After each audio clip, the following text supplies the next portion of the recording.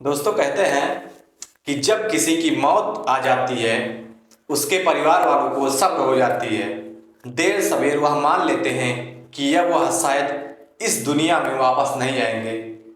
लेकिन सब्र तब नहीं आता जब घर से कोई व्यक्ति, कोई बालक, कोई महिला अचानक से लापता हो जाए।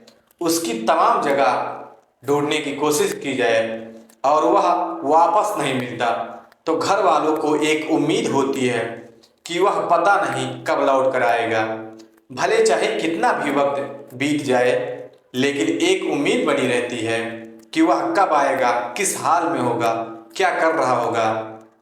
ऐसे ही होता है दोस्तों। बात 10 फरवरी 2012 की है। एक व्यक्ति अचानक से लापता हो जाता है। उसके घर वालों ने उसकी हर जगह तलाश करने की कोशिश की, लेकिन वह मिलता नहीं है। परिवार वाले उसके उम्मीद में थे कि कभी तो लौटकर घर वापस आएगा। लेकिन एक दिन ऐसा आता है कि 23 जनवरी 2023 का यह वाकया होता है। उत्तर प्रदेश के फिरोजाबाद का एक इलाका लगता है। वहाँ का एक थाना लगता है जिसका नाम होता है टापा खुर्द किशनगढ़। दरअसल यहाँ का एक रमेश चंद नाम का एक व्यक्ति अपने घर की साफ सफाई कर रहा था और सफाई करने के दौरान पता चलता है कि जो उसकी सेफ्टी टैंक है वह काफ़ी जाम हो चुकी है और वह बहुत परेशान हो जाता है। कुछ सफाई कर्मियों को बुलाया जाता है, टैंक को कर्मचारियों के द्वारा साफ कराया जाता है। लेकिन जब एक कर्मचारी अपना हाथ डालते हैं कुछ काम करने के लिए तो उसमें पता चलता है कि एक वहाँ पर कंकाल मिलता है, यानी कि किसी का सिर मिलता है। उसके बाद शरीर के अलग अलग हिस्सों की हड्डियाँ आनी शुरू हो जाती हैं। अब थोड़ा वह परेशान हो जाते हैं। उन्होंने अपने मालिक को बिना बताए, बिना सूचना दिए पुलिस को सीधा फ़ोन करते हैं। मौके पर पुलिस आती है और यह पूछा जाता है कि यह नर कंकाल जो मिला है वह आखिरकार किसका है। और जो मालिक होता है वह कहता है, सर मुझे तो कोई जानकारी ही नहीं। लेकिन वह मालिक यानी कि रमेश चंद जो पावर कारपोरेशन में काम करता था, उसे लगातार जब पुलिस पूछताछ करती थी तो आखिरकार वह कहता है कि साहब मैं 2014-15 में यह मकान एक व्यक्ति जिसका नाम होता है सुशील कुमार, मैं उसी से खरीदा था। इसके अलावा मुझे कुछ नहीं पता है। अब पुलिस सुशील के पास जाती है तो पता चलता है कि सुशील शायद 2018 के आसपास में उसकी मौत हो चुकी है। अब पुलिस परेशान थी, आखिरकार किससे बातचीत की जाए। तो पुलिस जो उसकी पत्नी होती है जिसका नाम होता है प्रियंका, उससे बातचीत की जाती है। साथ ही उसके भाई जिसका नाम धीरज होता है उससे भी बातचीत की जाती है और उनसे पूछताछ करती है कि आखिरकार माजरा है क्या नहीं है। जब बात माजरे की आती है तो एक खुलासा होता है जिस पर लोगों को यकीन नहीं हो रहा था। एक व्यक्ति जिसका नाम छोटे लाल और सुशील कुमार ज़्यादातर जुआ खेलते थे, लेकिन आदत बहुत खराब हो चुकी थी। अब ऐसी स्थिति में जो प्रियंका होती है उसको लगता है कि यह सारा सामान बिकवाने में छोटे लाल की वजह से चला जा रहा है। अब प्रियंका छोटे लाल के घर पर जाती है। उसके घर जाने के बाद उसको गाली देती है। उसके बीच में छोटे लाल को गुस्सा आता है और जो छोटे लाल होता है वह अचानक उसके घर वापस लौट कर जाता है, यानी कि जो सुशील के पास पहुंचता है। और यहाँ पर शाम को उसके साथ कुछ लड़ाइयाँ होती हैं, गाली गलौज होता है, हाथापाई होती है। और 10 फरवरी 2012 को जब इनके बीच कुछ झगड़े होते हैं, धक्का मुक्की होती है, तब उसका सिर दीवार से लगता है और उसकी मौत हो जाती है। अब छोटे लाल की मौत हो जाती है। 3 लोग उसमें गवाह होते हैं, यानी कि एक सुशील कुमार होता है, उसका भाई धीरज होता है और उसकी पत्नी होती है जिसका नाम प्रियंका होता है। वह सोचते हैं कि इस लाश को ठिकाने लगा दिया जाए, लेकिन इनको वक्त नहीं मिलता। इसलिए जो छत पर रखा हुआ एक सेफ्टी टैंक होता है उस सेफ्टी टैंक में उस लाश को डाल देते हैं और वह सोचते हैं कि शायद कभी इस घटनाक्रम का खुलासा नहीं होगा। लेकिन उसे जुए खेलने की आदत थी, इसलिए उसका घर भी बिक जाता है और घर खरीद लेता है रमेश चंद्र। और जब वह अपना सेफ्टी टैंक साफ करवा रहा था, तब जाकर पता चलता है कि इसके अंदर एक लाश थी। और लाश का जब डीएनए टेस्ट कराया जाता है, यानी कि उसका जो कंकाल होता है उसका डीएनए टेस्ट कराया जाता है, तो वह छोटे लाल का निकलता है। और उसकी जो पत्नी होती है सुदामा देवी, और उसके जो 2 बच्चे होते हैं, उनका इंतजार कर रहे थे पिछले 14 सालों से। तब जाकर पता चलता है कि वह तो उसी दिन मर चुका था जिस दिन गायब हुआ था। दरअसल उसकी लाश का जो कंकाल था वह एक सेफ्टी टैंक में था। और जब इस बात का खुलासा होता है, फिलहाल जैसे घटना का पता चलता है उनको कि उसके पति की मौत हो चुकी है, तो वह सब्र कर लेती है कि अब तो शायद कभी लौट कर नहीं आएंगे। ऐसा ही होता है जब अन्य मामले में, लेकिन जिन मामलों में कोई व्यक्ति गायब हो जाता है वह कभी वापस नहीं लौट कर आता, तो उन्हें सब्र नहीं आता, वह हमेशा सोचने पर मजबूर हो जाते हैं आखिरकार उनका अपना कहाँ होगा, किस हाल में होगा। आज की कहानी जो मैं आपको सुनाने जा रहा हूँ, यह कहानी कुछ ऐसी है, इस कहानी को सुनने के बाद न केवल आप पुलिस की तारीफ करेंगे, बल्कि जो व्यक्ति गायब होता है और जब वह वापस अपने घर से मिलता है, परिवार वालों से मिलता है, देखकर रोता है और परिवार वाले भी उसे देखकर रोते हैं, तो आपको लगेगा कि कहानी वाकई बिल्कुल अलग है, दूसरी कहानियों से एकदम डिफरेंट कहानी है। तो दोस्तों, गुड मॉर्निंग, नमस्कार, सत श्री अकाल। एक बार फिर से आप हम लोगों का स्वागत है स्टोरी बाई क्राइम 100 के इस एपिसोड में। उम्मीद है कि पूरी फैमिली अच्छी होगी, अपना और अपनों का ख्याल रख रही होगी।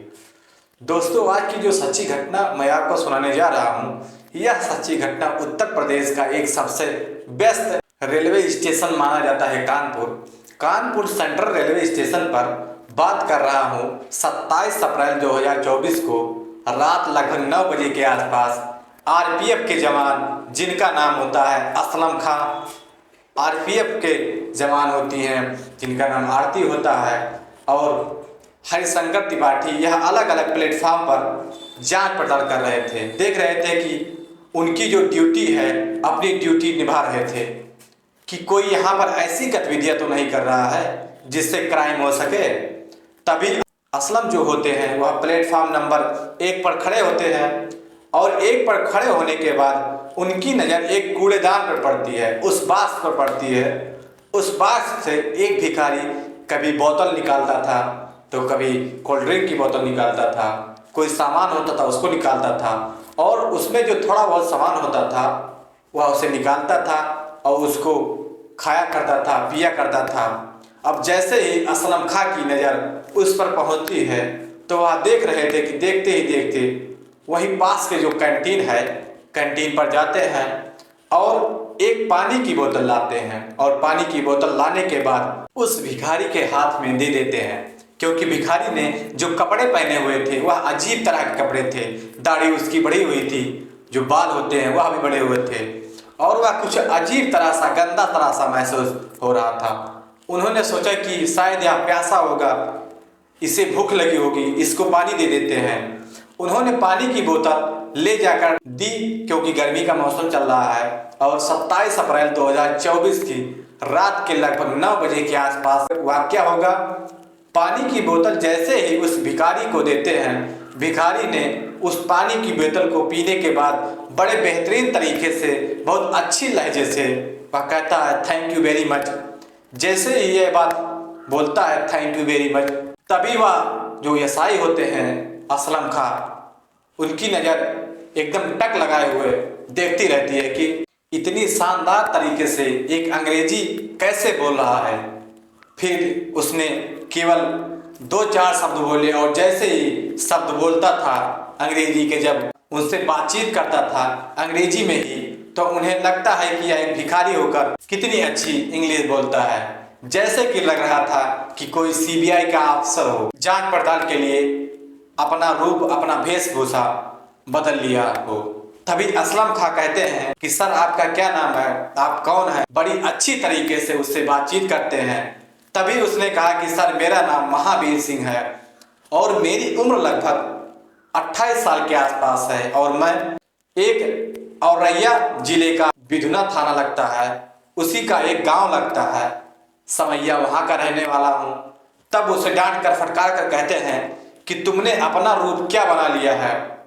वह भिखारी कहता है कि साहब रूप नहीं है, कहानी है, आप सुनोगे तो शायद आपको भी बड़ी अजीब लगेगी। आखिरकार ऐसे कैसे हो सकता है, मैं पढ़ा लिखा एक अच्छे परिवार से बिलोंग करता हूँ, लेकिन मेरे साथ कुछ ऐसा हुआ है जो सुनना चाहेंगे। तभी असलम को, उस लड़के को जिसकी उम्र लगभग 28 से 29 साल के आसपास होती है, जिसका नाम महावीर सिंह होता है, उसे अपने ऑफिस में लेकर जाते हैं। सबसे पहले उससे कहते हैं कि आप फ्रेश हो जाइए। उसके बाद खाना पीना खिलाया जाता है, चाय पिलाई जाती है और उसे कहते हैं ठीक है अब अपनी तुम कहानी बता सकते हो। तब वह जो महावीर सिंह होता है कि कहता है साहब कहानी थोड़ी लंबी है। तब वह असलम कहते हैं कि कोई बात नहीं है, कोई दिक्कत नहीं है, आराम से तुम अपनी कहानी को बता सकते हो। जो मेरा अपना गांव है, जिस गांव का नाम समायन है, जो थाना बिधना और जिला औरैया उत्तर प्रदेश का लगता है। बात 26 जून 2022 की बात है। घर में पैसे की जरूरत थी, पिताजी उनके नहीं होते हैं और वह लड़का पैसा निकालने के लिए जब जाता है, लगभग शहर से 10 किलोमीटर दूर बिधुना लगता है, जहां पर एक एटीएम होता है। वह एटीएम से पैसा निकालने की बहुत कोशिश कर रहा था, लेकिन पैसा निकलता नहीं है। उसका एक दोस्त होता है, वह बैंक में होता है, उससे वह रिक्वेस्ट करता है कि भाई मेरा पैसा निकलवा दीजिए। वह दोस्त उसका पैसा निकलवाने में उसकी मदद करता है और मदद करने के बाद उसको एटीएम और उसके जो पैसे होते हैं वह दे देता है। महावीर सिंह पैसे लेकर अपने गांव की तरफ चलने लगता है। वह इंतजार कर रहा था किसी बाइक का, किसी टेम्पो का, किसी अन्य वाहन का।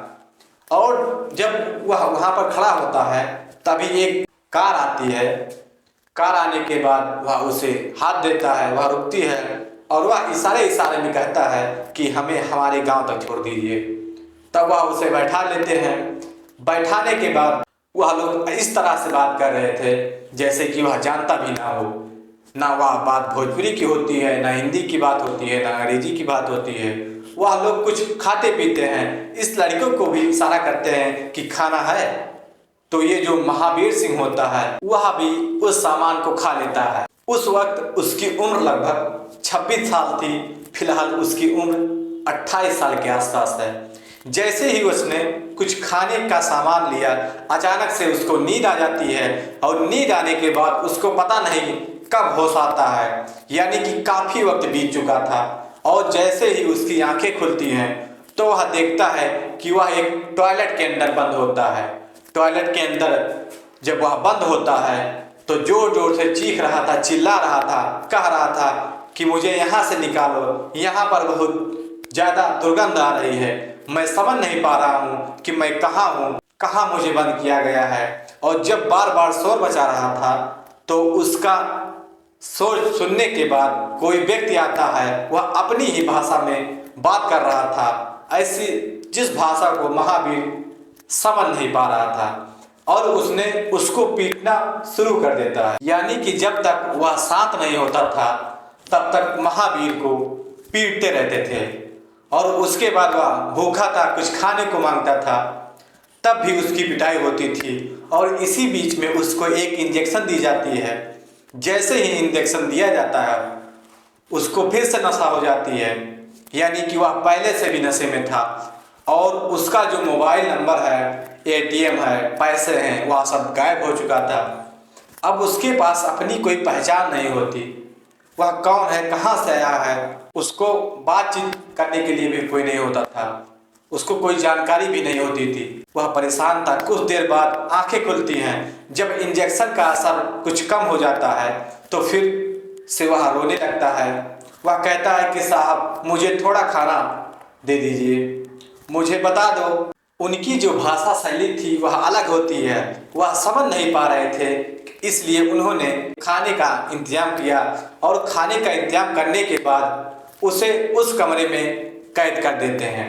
ऐसा कमरा जहाँ पर कोई दूसरा नहीं होता था, जहाँ उसकी कोई बात नहीं समझ पा रहा था। वहाँ खाना मिलता था, खाना खाने के बाद कभी कभी वह मार भी पड़ जाया करती थी। लेकिन वह क्यों मारते थे इसका कोई पता नहीं था, क्योंकि पीटते थे उसको समझ नहीं आ रहा था। धीरे धीरे करके जब वक्त आगे बढ़ने लगा, उस लड़के को यहाँ से भागने का कोई चांस भी नहीं होता था।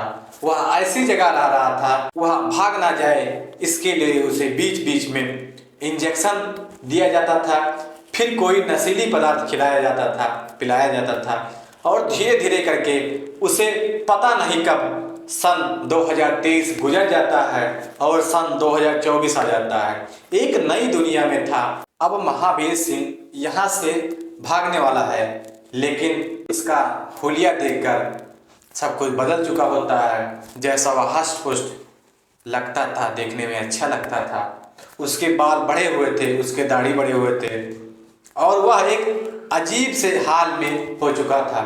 जब वह भागते भागते एक रास्ते पर पहुंचता है तो वहां पर एक ट्रेन की पटरी दिखाई देती है। अब उसने ट्रेन की पटरी के सहारे दौड़ना शुरू कर देता है, लेकिन उसे पता नहीं था कि वह किस इलाके में है, किस दिशा में जा रहा है। ट्रेन की पटरी के सहारे सहारे जाते जाते वह एक रेलवे स्टेशन पर पहुंचता है। वहां पर जो भाषा लिखी हुई थी उसे पता नहीं था, लेकिन वह साउथ के इलाके में जा चुका था। अब उसे नॉर्थ में जाना है, समझ नहीं पा रहा था, उसके पास पैसे नहीं थे और वह ट्रेन के डिब्बे में टॉयलेट में छिप छिप कर कभी उस सीट पे कभी इस सीट पे, यह अलग अलग हिस्सों में दौड़ता रहा, भागता रहा। तो कभी इस राज्य में तो कभी दूसरे राज्य में। तब वह जाकर के कोलकाता पहुंचता है। कोलकाता के बाद बिहार पहुंचता है और बिहार होते हुए और 27 अप्रैल 2024 की रात 9 बजे के आसपास जो ट्रेन होती है वह रुकती है कानपुर के सेंट्रल रेलवे स्टेशन पर। उसको बड़ी तेजी के साथ प्यास लगी हुई थी। वह कूड़ेदान में कुछ ढूंढ रहा था खाने के लिए, पीने के लिए, और उस पर जब असलम खां की नजर पड़ती है तब उसने अपनी पूरी कहानी सुनाई। उसने पूछा कि कोई नंबर तुम्हें याद हो तो बताओ। एक नंबर बताया, बड़ी देरी के बाद याद आता है। वह नंबर उसके चचेरे भाई रविंद्र का होता है। जब रविंद्र को फोन किया जाता है तब एसआई ने कहा कि यह तुम्हारा भाई होने का दावा कर रहा है। उसने कहा कि वह शायद इस दुनिया में नहीं है, हम लोग उसका इंतजार करते करते थक चुके हैं और आप कौन बोल रहे हैं, मुझे कुछ यकीन नहीं हो रहा है। तब वह वीडियो कॉल कराई जाती है। वीडियो कॉल करने के बाद जब एक भाई दूसरे भाई से बातचीत कर रहा था तो उसने देखा कि उसकी हुलिया पहचानने की कोशिश कर रहा था, क्योंकि उसके बाल बढ़े हुए थे, उसके दाढ़ी बढ़े हुए थे, कपड़े कुछ अजीब तरह से पहने हुए थे। उसकी हाइट लगभग 5 फीट 8 इंच के आसपास की होती है। वह पढ़ा लिखा ग्रेजुएट था। सब कुछ अच्छे से, बातचीत करने का तरीका, परिवार भी उसका ठीक ठाक था। वह अच्छे से, उसका ऐसा रूप देखकर जो उसके भाई होते हैं वह तरस जाते हैं। वह एक गुरुग्राम में एक अच्छी कंपनी में नौकरी कर रहा था। उसने कहा कि बस मुझे कानपुर रेलवे पर पहुंचने में कुछ ही देर लगेंगे। उसके बाद वह अपने भाई को वहां पर देखता है, उसे गले मिलाता है।